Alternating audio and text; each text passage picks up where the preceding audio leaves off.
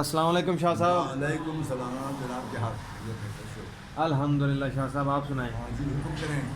شاہ صاحب آج ہم 12ویں نشست کے ساتھ حاضر ہیں۔ ماشاء اللہ۔ ہاں جی، تو اس میں ہم آپ سے سوال کریں گے کہ وہ کون سی زمین ہے جہاں ایک بار سورج چمکا پھر وہاں دھوپ نہ پڑی؟ ٹھیک ہے، اور بھی سوال ہے؟ اور بتا دیں۔ اور اگلا سوال ہمارا یہ ہے کہ وہ کون سے دو بھائی ہیں اچھا جو ایک ساتھ پیدا ہوئے، ایک ساتھ فوت ہوئے، ایک 100 سال بڑا ہے اور دوسرا 100 سال چھوٹا ہے، یہ کیسے ممکن ہوا؟ اچھا، اور بھی سوال ہے؟ جی، ایک اور سوال بھی ہے کہ وہ کون سی چیز ہے جو زندہ تھی تو پانی پیتی تھی؟ مر گئی تو کھاتی تھی۔ بات یہ ہے، پتہ نہیں آپ کہاں سے سوال تلاش کر کے لاتے ہیں، سوال تو ضرور مجھ سے تو ہیں۔ ہاں جی، آج یہ ہے، یہ جو آپ نے فرمایا نا، وہ کون سی زمین ہے جہاں ایک بار سورج چمکا پھر کوئی دھوپ نہیں پڑی؟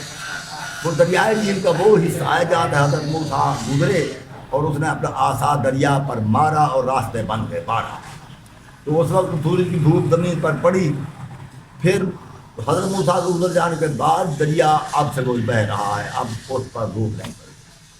دوسرا سوال جو آپ نے یہ فرمایا کہ وہ کون سے دو بھائی ہیں جو اکٹھے پیدا ہوئے، اکٹھے فوت ہوئے، ایک 100 سال بڑا، ایک 100 سال چھوٹا ہے؟ وہ بنی اسرائیل کے دو نبی ہیں، حضرت عزیز علیہ السلام اور حضرت عزیر علیہ السلام۔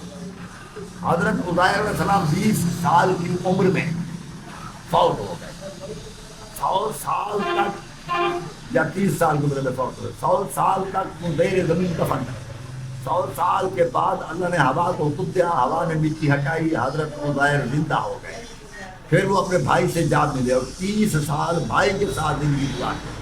تو پہلے 20 سال کے تھے اور بعد میں 30 سال میں، یہ 50 سال ان کا ہوا، اور اس کا بھائی 150 سال کا ہو گیا۔